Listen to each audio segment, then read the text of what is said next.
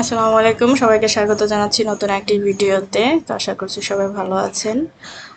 তো এখানে হচ্ছে মৎস্য প্রাণী সম্পদ তথ্য মন্ত্রণালয়ের অধীনে একটি নিয়োগ বিজ্ঞপ্তি প্রকাশিত হয়েছে। তো এখানে হচ্ছে অনলাইন আবেদন করতে হবে, অনলাইন ব্যতীত আবেদন গ্রহণযোগ্য নয়।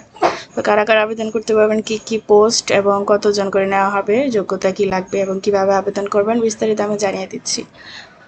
তো যারা চ্যানেলটি সাবস্ক্রাইব করেন নাই এখনও, চ্যানেলটা সাবস্ক্রাইব করবেন এবং নিয়োগ বিজ্ঞপ্তিগুলো আপনাদের ফ্রেন্ড সার্কেলের সাথে শেয়ার করবেন যেন তারাও আবেদন করতে পারে। একটি আবেদনের জন্য একজন ব্যক্তি আবেদন করবেন, একাধিক পদের জন্য আবেদন করবেন না, তাহলে আবেদনপত্রটি গ্রহণযোগ্য হবে, অন্যথায় সেটা বাতিল বলে গণ্য হবে। তো এখানে হচ্ছে পদের নাম, গ্রেড, বেতন স্কেল, পদের সংখ্যা, শিক্ষাগত যোগ্যতা। সহকারী চিত্রশিল্পী 13তম গ্রেডের বেতন স্কেল হচ্ছে 11,000 টাকা থেকে 26,590, সংখ্যা একটি। কৃষি তথ্য কেন্দ্র সংগঠন 14তম গ্রেড 10,200 টাকা থেকে 24,680 টাকা বেতন 2টি। ফটোগ্রাফার একটি, অডিও ভিজুয়াল ইউনিট অপারেটর একটি, অফিস সহকারী কাম কম্পিউটার 16তম গ্রেড 9,300 টাকা থেকে 22,490 টাকা বেতন একটি।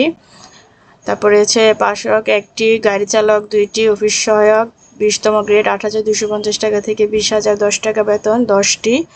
কোনো স্বীকৃত বোর্ড হইতেও মাধ্যমিক স্কুল সার্টিফিকেট বা সমান পরীক্ষা উত্তীর্ণ হতে হবে। তো এখানে হচ্ছে আবেদনের শর্তাবলী হচ্ছে বয়স 18 থেকে 32 বছরের মধ্যে হতে হবে।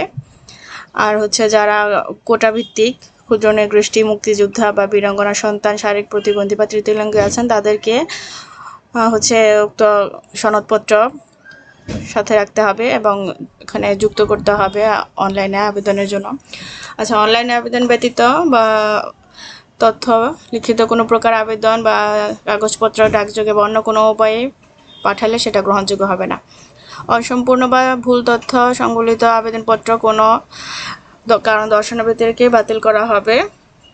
তাছাড়া প্রার্থী সংক্রান্ত তথ্যাদি মৎস্য প্রাণী সম্পদ তথ্য বছরে দপ্তরের ওয়েবসাইটে পাওয়া যাবে। বিস্তারিত আপনারা ওয়েবসাইটে গিয়েই দেখতে পারবেন। তো হচ্ছে এখানে 2 কপি পাসপোর্ট ছবি লাগবে, রঙিন, সত্যায়িত থাকতে হবে সকল কাগজপত্রই। ইউনিয়ন পরিষদ চেয়ারম্যান বা পৌরসভা বা সিটি কর্পোরেশন আন্ডারে যেটার আন্ডারে আছেন সেটা হচ্ছে প্রথম শ্রেণীর গেজেট কর্মকর্তা কর্তৃক চারিত্রিক সনদপত্র সত্যায়িত থাকতে হবে, জাতীয় পরিচয়পত্র, তারপরে সকল শিক্ষাগত যোগ্যতার এবং দক্ষতার সনদপত্র। অনলাইনে আবেদনের হচ্ছে কপি লাগবে, মুক্তিযোদ্ধার সন্তান যারা আছেন তাদের হচ্ছে মুক্তিযোদ্ধার কাগজ লাগবে। নিয়োগ পরীক্ষা সংক্রান্ত যে কোনো বিষয়ে নিয়োগকারী কর্তৃপক্ষের সিদ্ধান্ত চূড়ান্ত।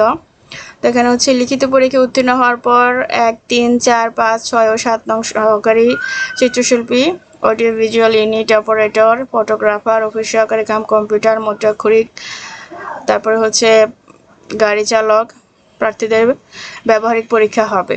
তো ব্যবহারিক পরীক্ষায় উত্তীর্ণ হওয়ার পর হচ্ছে মৌখিক পরীক্ষার জন্য ডাকা হবে। সরকারের সর্বশেষ অধ্যাদেশ বিধি মোতাবেক হচ্ছে পদ্ধতি অনুসরণপূর্বক নিয়োগ প্রদান করা হবে। অনলাইনে আবেদন করবেন, আবেদনের এখানে বিস্তারিত দেওয়া আছে, টেলিটক ওয়েবসাইটে আবেদন। আচ্ছা, এখানে ফর্ম পূরণ করতে হবে। আবেদনের সময়সীমা হচ্ছে আবেদন 30/7/2026 সকাল 10 ঘটিকায় এবং শেষ হচ্ছে 30/8/2026 বিকাল 5 ঘটিকা।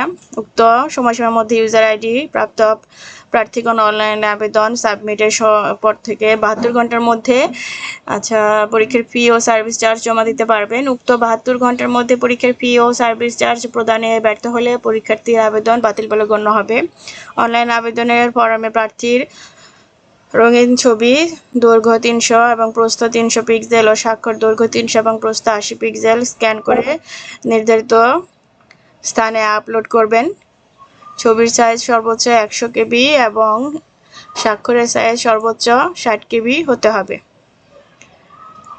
তো এখানে হচ্ছে সেন্ড করতে হবে 1622 নম্বরে। প্রবেশপত্র প্রাপ্তির বিষয়টি ওয়েবসাইটে এবং প্রার্থীর মোবাইল নম্বর SMS এর মাধ্যমে প্রেরণ করা হবে। তো অনলাইনে আবেদন করতে কোনো সমস্যা হলে কোনো টেলিটক মোবাইল নম্বর থেকে 121-এ কল করুন। এছাড়া ওয়েবসাইটে বা ইমেইলে ইমেইল অ্যাড্রেস দেওয়া আছে ইমেইলে যোগাযোগ করা যাবে। শেষ তারিখ ও সময়ের অপেক্ষা না করে হাতে সময় নিয়ে আবেদনকারীকে রেজিস্ট্রেশন সম্পন্ন করতে পরামর্শ দেওয়া হলো। তো এই ছিল বিস্তারিত। ধন্যবাদ ভিডিওটি দেখার জন্য। চ্যানেলটা সাবস্ক্রাইব করে দিবেন।